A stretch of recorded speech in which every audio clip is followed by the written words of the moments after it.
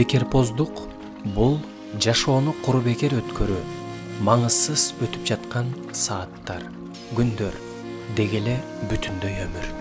Руханий жашоого бекерчиликтен өтүп терс таасирин тийгизген башка күчтүү нерсе жок. Бекерчилик сиздин күнүмдүк жашооңузду эле эмес, руханий жашооңузду да талкалайт. Бекерпоздук материалдык жакырчылыкка эле эмес, биринчиден руханий өлүмгө алып келет. Бекерпоздуктан көп жамандык башталат.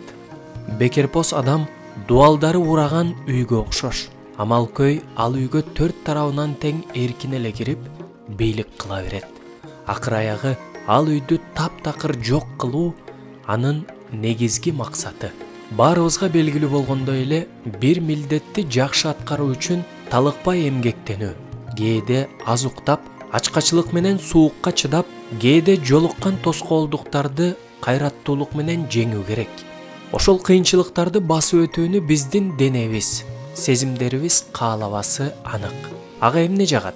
Жылуу жумшак жаткан, акыл, эрк, күч кетирбей бош болгонду же оюн зоокту, шаан шөкөттү каалайт.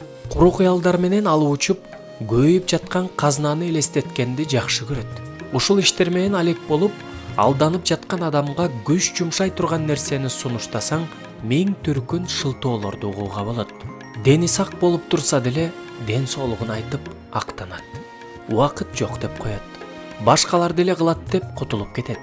Мунун баары албетте шылтоолор. Чыныгы себеп эринчээктик, жалкоолук, бекерпоздук. А бекерпоздуктун себеби чын эле кыларга эч бир жумуш калбай калган абал эмес. Дененин каалоолорун аткарууга эркиндик берип койгондук. А дененин каалоолорун аткарууга эркиндик берүү ал адамда жакшылык менен жамандыкты айырмалоо жоголуп бараткандыгынан кабар берет. Мындай адам үчүн ар бир иш оор жүк.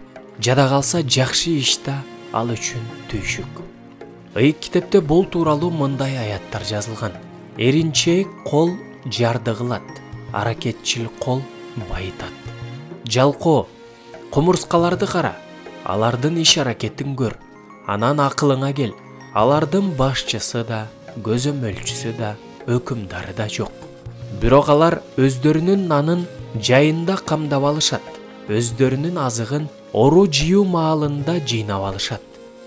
Бирок силердин араңардан кээ бирөөлөр иштебей, болбогон иштер менен алек болуп, оюна келгенин кылып жатышканын угуп жатабыз. Урматтуу угарман, бекерпоздук деген оорудан айыкканча шашылуу керек.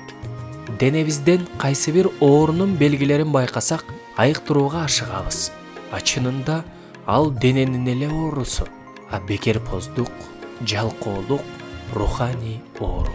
Эгер бул оорунун белгилерин байкасаңыз, улуу дарыгерге кайрылыңыз.